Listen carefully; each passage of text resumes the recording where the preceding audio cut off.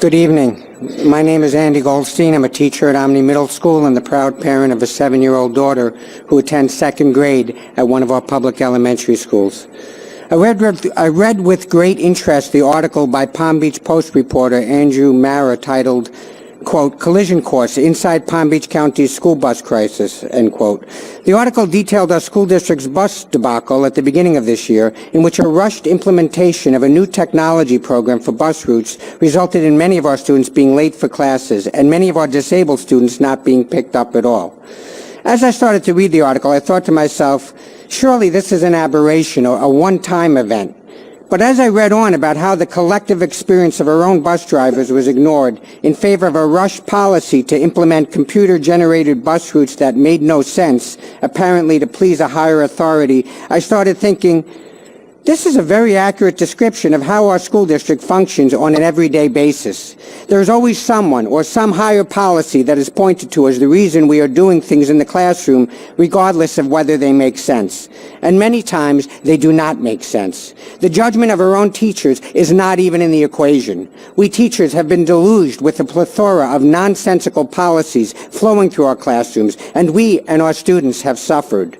John King, the acting Secretary of Education, recently in his first major speech apologized to the nation's teachers, saying, quote, "Teachers and principals at times have felt attacked and unfairly blamed for the challenges our nation faces," end quote. But it hasn't been at times. It's been continuous as part of an agenda to privatize our schools and make as much money off of our children as possible. And a recent article in the New Yorker was titled, quote, "Stop Humiliating Teachers," end quote. And we and our students have been subject to much humiliation, a year-round standardized testing schedule and diagnostic schedule that has cheated our children of authentic learning opportunities. The important thing, apparently, is not to have an opportunity to teach and learn, but to test. It doesn't even matter if the tests make sense as long as they are given. And sometimes they don't make sense.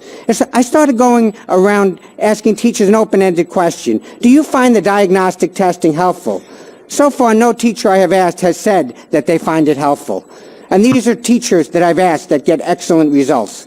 Our school district is obsessed with policies that don't help our kids learn. For example, the, quote, "We're building the plane while we're flying it" Marzano teacher evaluation system.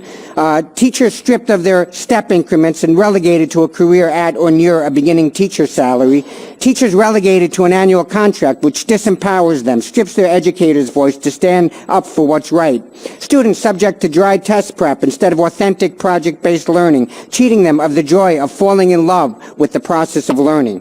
Our school district says, blame Tallahassee for these policies. Our principals say the nonsensical directives come from school district headquarters. In our school district, there is always someone pointing to a higher authority as to why we are implementing nonsensical policies. And our teachers strive to create an environment and teaching and learning despite the disruption of these nonsensical policies. This evening at your board workshop, you discussed involving stakeholders in striving to achieve... Mr. Goldstein, please close up. Okay, the goal of having all of our children read at grade level by third grade. I was very inspired. Perhaps you could include our teachers among the stakeholders to achieve this goal instead of leaving us out of the equation, as is usually the case. All right, thank you. Our next three speakers, Carl